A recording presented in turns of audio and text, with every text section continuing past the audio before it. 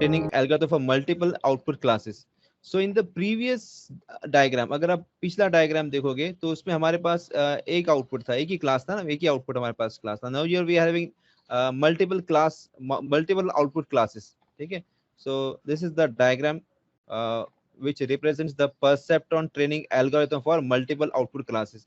तो देखो जितने भी algorithm स्टडी कर रहे हैं ना, उसमें क्या है, they all belong to the class that is a supervise learning class के अंदर बिलोंग करते हैं. तो सुपरवाइज लर्निंग में क्लास में क्या होता है, हमारे पास कुछ ट्रेनिंग सेट्स होते हैं. वो ट्रेनिंग सेट्स के जरिए हमको पता है कि ये इनपुट है तो ये टारगेट आउटपुट आना चाहिए.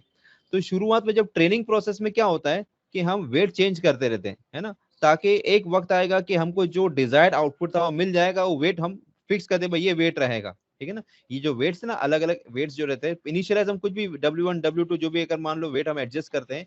जैसे अगर मान लो ये हमारे पास है, ठीक है, एक सिंपल नेटवर्क बना देता हूं मैं. तो ये हमारे पास इनपुट्स है, ठीक है, और ये यहाँ पर इसके आउटपुट्स, इसके इनपुट पे कनेक्ट, और यहाँ पे मेन हमको आउटपुट मिल रहा है. ठीक है.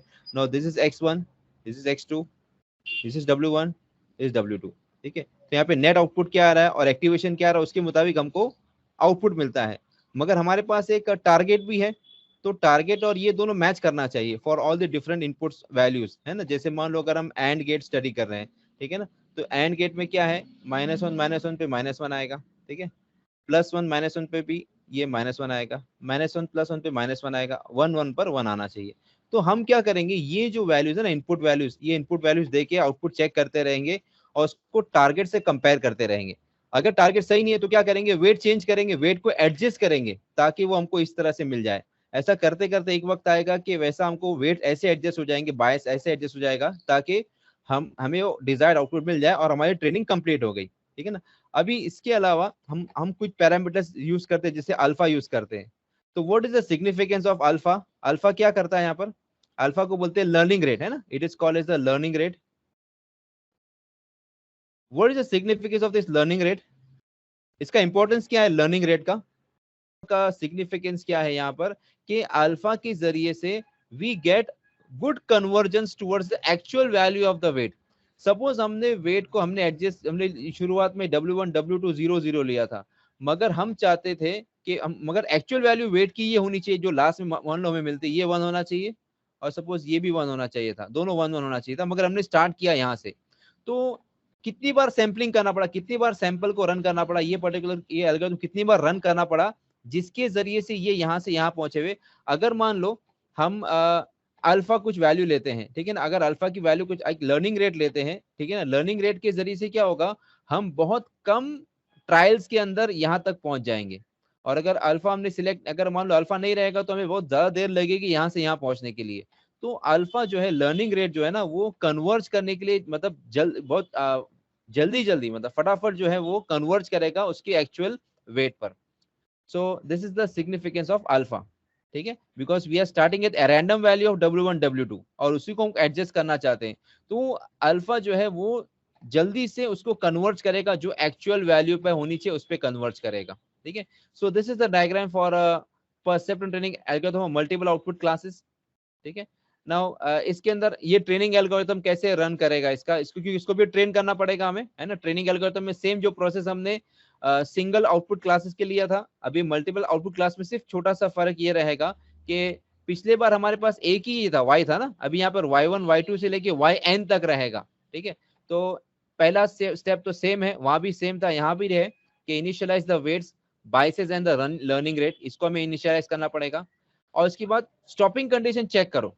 स्टॉपिंग कंडीशन क्या है कि भाई हमको जो डिजायर्ड आउटपुट था मिल रहा है कि नहीं मिल रहा, मतलब जो हमारा जो वेट है वो अभी चेंज, तो अगर चेंज होते जा रहा है तो फिर करना ही पड़ेगा उसको. अगर कांस्टेंट आ गया वेट मतलब अभी चेंज, अभी स्टॉप हो जाओ. ठीक है. देन व्हाट द स्टेप 2 से, perform this step 3 to 6 for each bipolar और binary training set with pair S. तो S is the training set, और ये इसका for each value of S means we have whatever x1 x2 so and so on, and this T is the target. तो ये दो input पे हमें क्या मिलता है, टारगेट आउटपुट क्या, टारगेट क्या है हमारा. देन सेट द एक्टिवेशन, हम एक्टिवेशन सेट करेंगे, एक्टिवेशन जो भी रहेगा. ठीक है.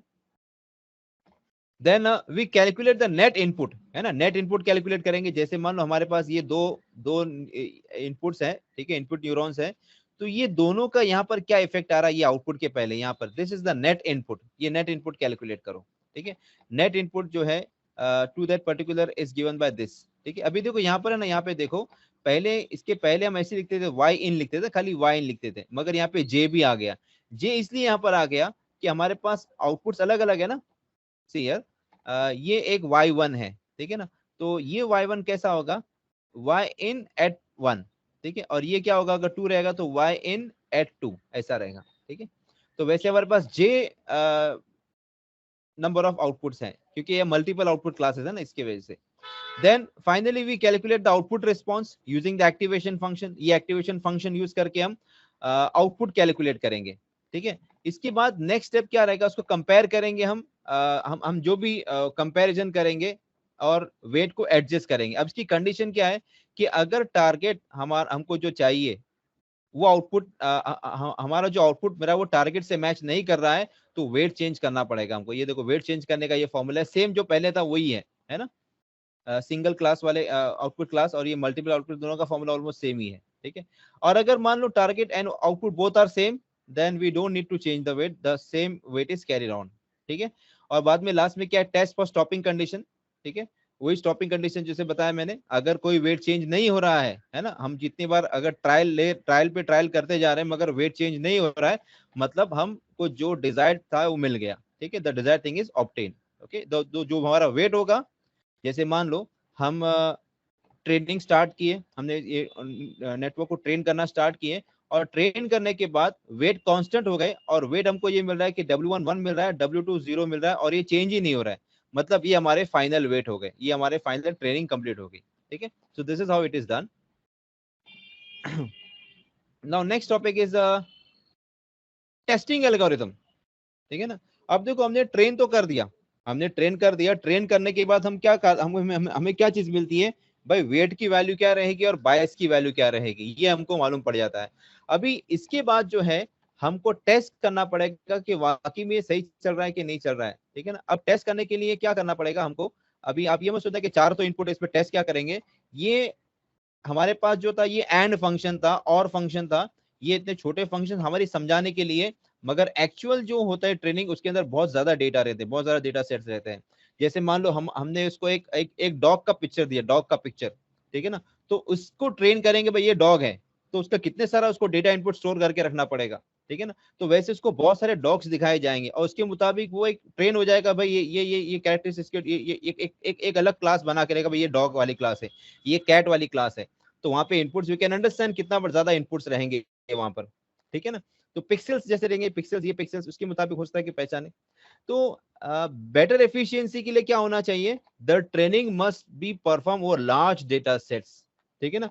अगर हम चाहते हैं कि हमको आउटपुट अच्छा मिले, हम हमारा जो एल्गोरिथम, जो हमारा जो नेटवर्क सही काम करे, तो उसके लिए डेटा सेट्स काफी ज्यादा होने चाहिए। जितने ज्यादा डेटा सेट्स होंगे ना, उतना हमको एफिशिएंसी अच्छी मिलेगी, ठीक है।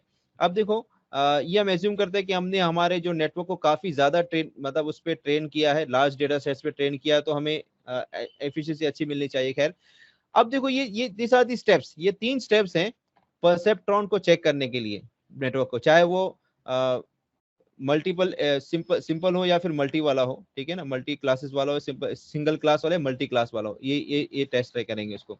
सबसे पहला क्या स्टेप है, step 0, the final weights obtain from the training algorithm must be taken. जैसे मैं आपको एग्जांपल दिया था ना, हमने मान लो ये ट्रेनिंग दे दिया, हमने ट्रेनिंग देने के बाद हमको वेट ये मिल गया कि W1 1 होना चाहिए, W2 0 होना चाहिए, कांस्टेंट मिल गया हमको, वेट चेंज नहीं हो रहा, तो ये हमारे फाइनल वेट्स है। अब क्या करेंगे, ये वेट्स लेंगे हम और उसके बाद इसको इनपुट देंगे, ठीक है ना।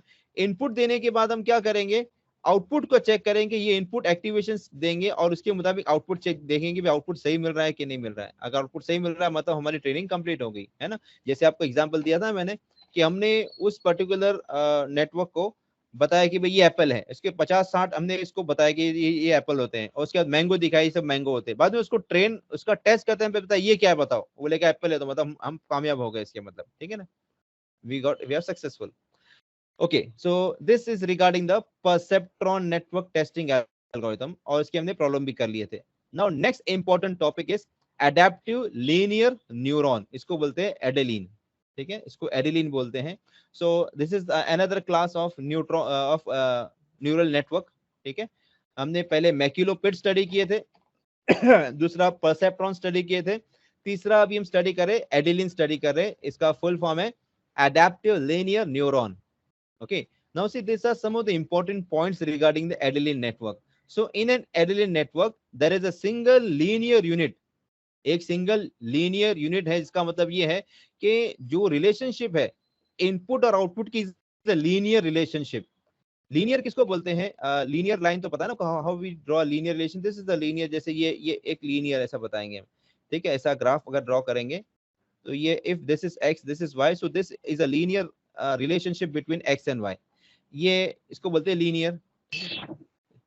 नाउ दिस इज ये ऐसा रहेगा, this is not a linear, this is an exponential relationship between X and Y. ठीक है ना, अगर मान लो यहाँ पर हम एक्स अगर इनपुट लेते हैं और वाई आउटपुट है, तो ये जो ग्राफ है ये वाला, ये एक्सपोनेंशियल बताता है।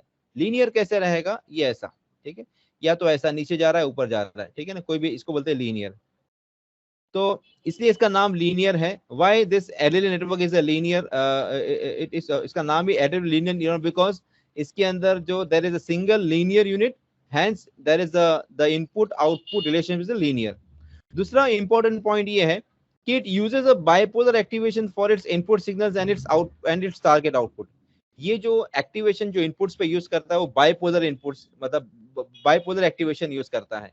ठीक है, और दूसरी बात, थर्ड पॉइंट ये है कि the weights between the input and outputs are adjustable. जो वेट्स हम यूज करते हैं वो एडजस्टेबल वेट्स है। नेचुरल बात है कि जब ट्रेन करेंगे तो एडजस्ट करना ही पड़ेगा।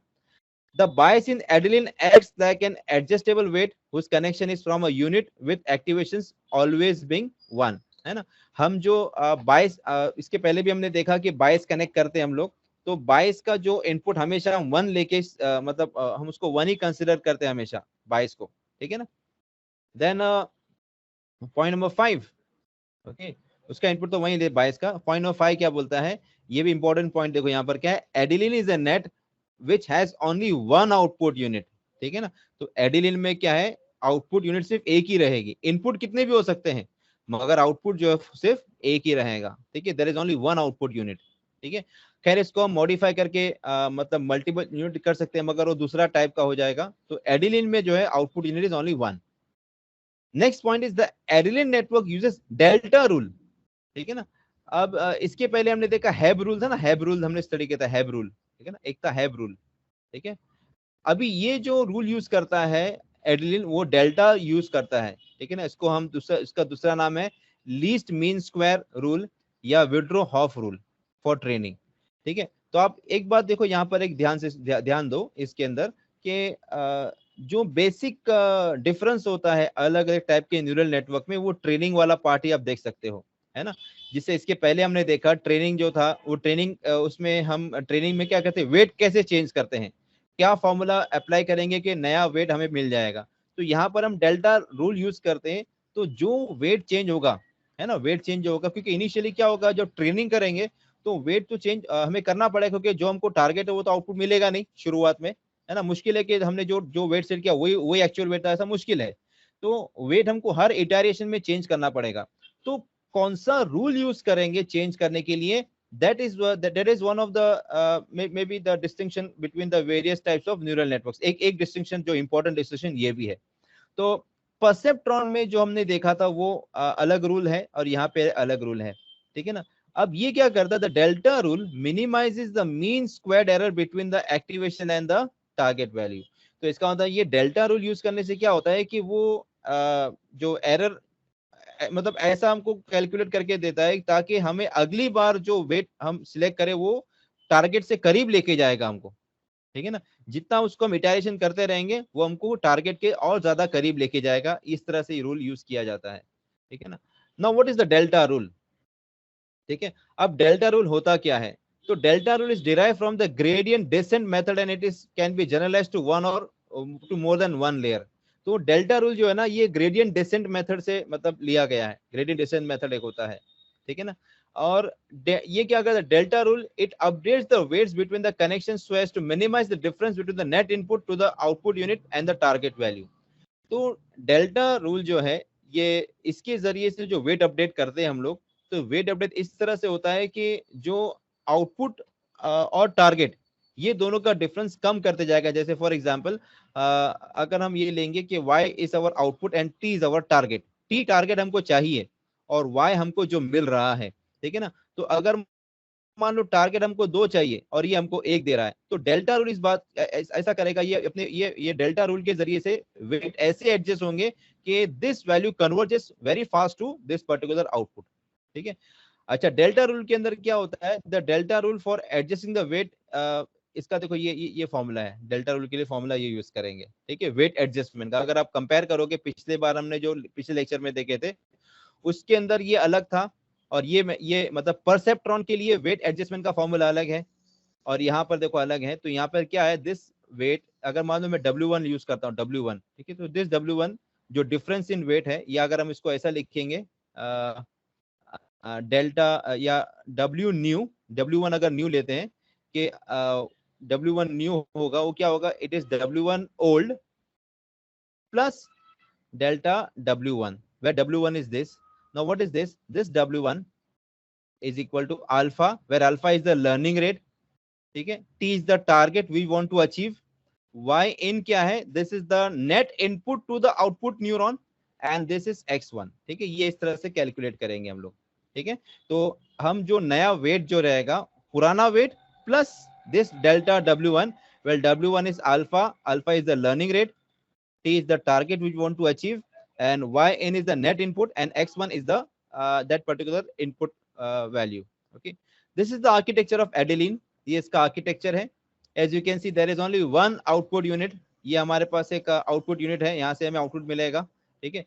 ये अलग अलग जो इनपुट से हमें मिल रहा है, this are the various inputs, this is the input vector, maybe हम लोग जो यूज कर रहे हैं X1 X2 यूज कर रहे हैं, हर एक का वेट रहता है यहाँ पर 22, हाँ ये 22 दिया, देखो 22 है, ये इनपुट 1 ही रहेगा हमेशा, ठीक है। ये इसको समेशन करेगा, so this in our notation is y in, ये y in जो है हम इसको अप्लाई करेंगे एक्टिवेशन फंक्शन के साथ, तो ये हमको एक्चुअल y देगा, ठीक है।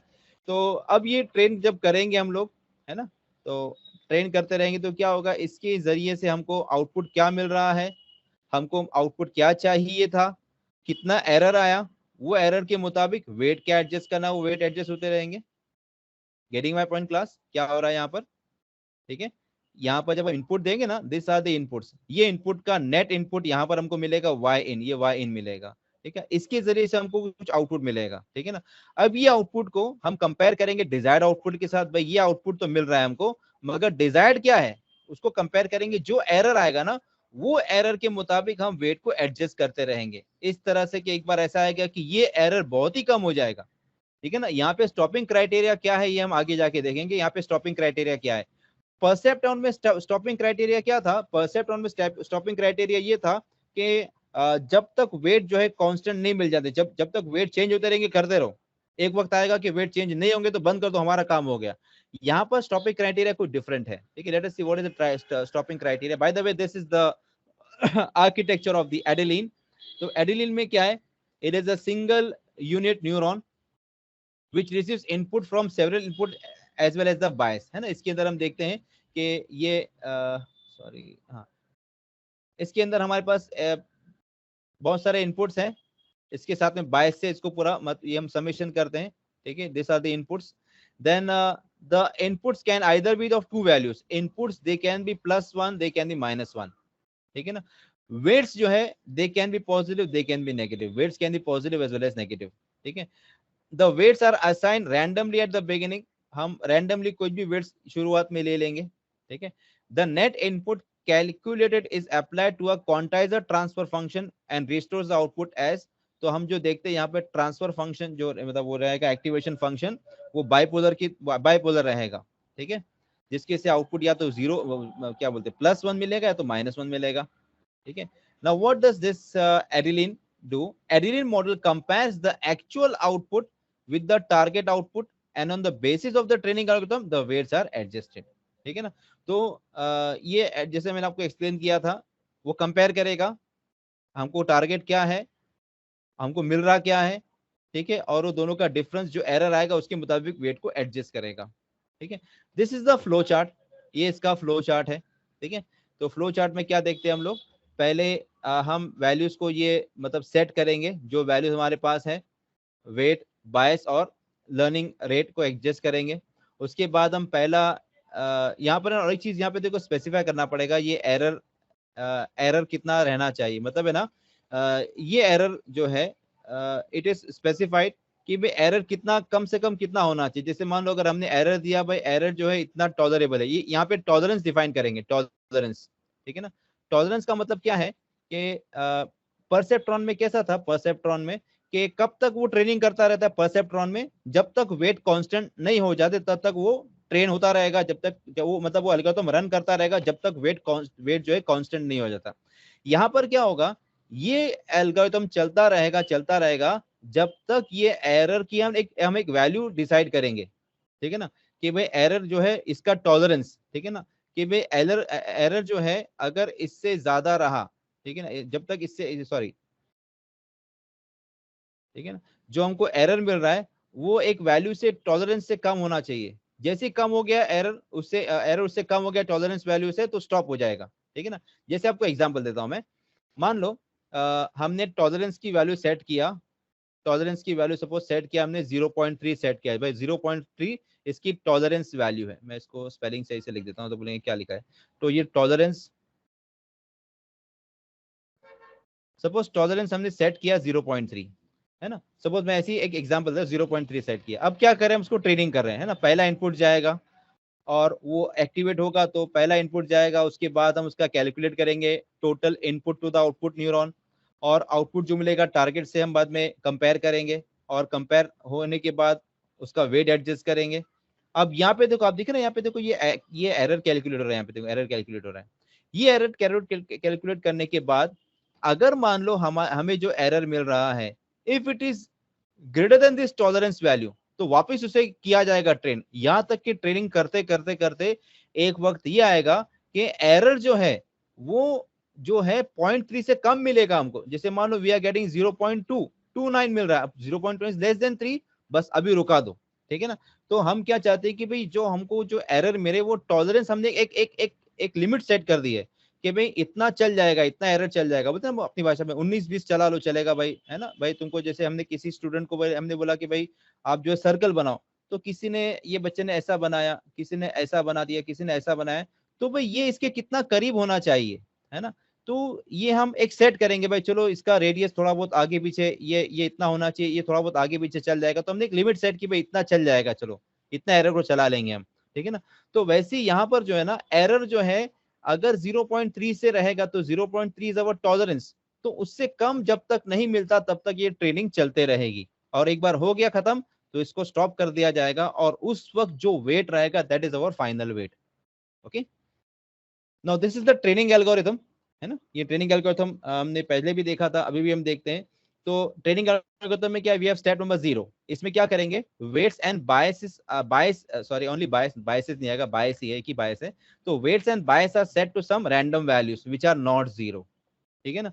तो वेट और बायस को हम सेट करेंगे कोई वैल्यूज पे, और 0 नहीं रहेगी ये केस में, ठीक है ना। आपको याद होगा परसेप्ट्रॉन जब हम स्टडी किए थे तो उसके अंदर क्या था, हम 0 से स्टार्ट करते थे, W1 W2 W3 W1 W2 और हमने बायस को 0 से भी स्टार्ट किया था, मगर यहाँ पे 0 नहीं लेंगे उसे हम, ठीक है। और इसके बाद जो लर्निंग रेट है अल्फा, है ना, अल्फा भी सेट करते हैं। No value of alpha can be anywhere between 0.1 to 1, ये कहीं भी सेट कर सकते हैं। उसके बाद perform steps 2 to 6 till the stopping condition is true, ठीक है ना। तो 2 से लेके स्टेप नंबर 6 तक करते रहो जब तक स्टॉपिंग कंडीशन ट्रू नहीं हो जाता। स्टॉपिंग कंडीशन ट्रू कब रहेगा, ये केस में देखो स्टेप 1 क्या बोलता है, perform steps 2 to 6 until stopping condition is true. Stopping condition true क्या रहेगी, that whatever error we are getting is less than the tolerance, ठीक है, जब तक चलता रहेगा। अब इसके अलावा ये तीन से ये स्टेप करते रहो बाइनरी बाइपोलर ट्रेनिंग पेयर्स के साथ। तो क्या करेंगे, we set the activations for the inputs from 1 to n, ठीक है ना, we can have n number of inputs, ठीक है। In simplest cases we take 2 inputs. उसके बाद क्या करेंगे, we calculate the net input to the output unit, ये ना ये फॉर्मूले से कैलकुलेट करेंगे, ये तो सब में कॉमन ही है। उसके बाद हम जो है अपडेट करेंगे वेट्स को, है ना, वेट और बायस को अपडेट किया जाएगा using this particular formula. For i equal to 1 to n we use this particular formula to update the weights and the bias. ठीक है, ये फॉर्मूला यूज करेंगे। We can assume we can actually write this, actually ये जो जाएगा delta W I जो रहेगा delta, this delta W I is equal to alpha into T minus Y N X I. ठीक है, तो ये डेल्टा डब्ल्यू, तो इसकी वजह से क्या होगा, ये फॉर्मूला हम लोग जो अक्सर लिखते हैं ना, डब्ल्यू आई क्या न्यू क्या हो जाएगा, this W I new is equal to W I old, ठीक है, प्लस डेल्टा डब्ल्यू आई। ठीक है, और ये भी हमको, ये भी हमने लिखा, तो ये दिस इज अगेन, ये क्या हो जाएगा, दिस इज डेल्टा बी। ठीक है, डेल्टा बी हो जाएगा ये। ठीक है, so we can write here that this delta b change in the bias is this one t minus yn। ठीक है, so what is b new then, so b new would be equal to b old plus delta b, where this is delta b and this is delta wi।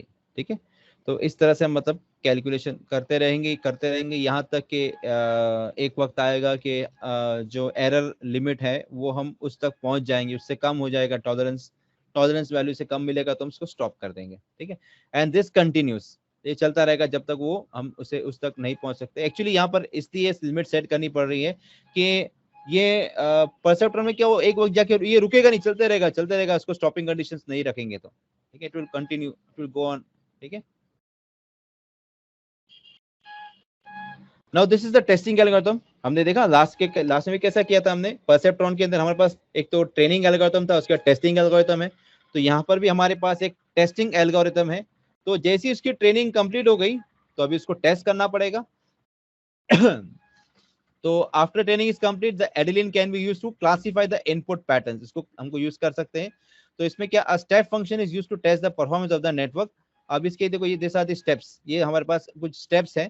ठीक है, पहला क्या है, the final weights obtain from the training algorithms are taken, है ना, जैसे हमने जो इसके पहले जो ट्रेनिंग किया था, तो ट्रेनिंग की वजह से हमको कुछ ना कुछ मिलेगा, W1 W2 और B, ये तीन चीजें हमको मिलेगी। ठीक है ना, अब ये तीन चीजों को लेकर हम क्या करेंगे, इनपुट्स को जो एक्टिवेट करेंगे।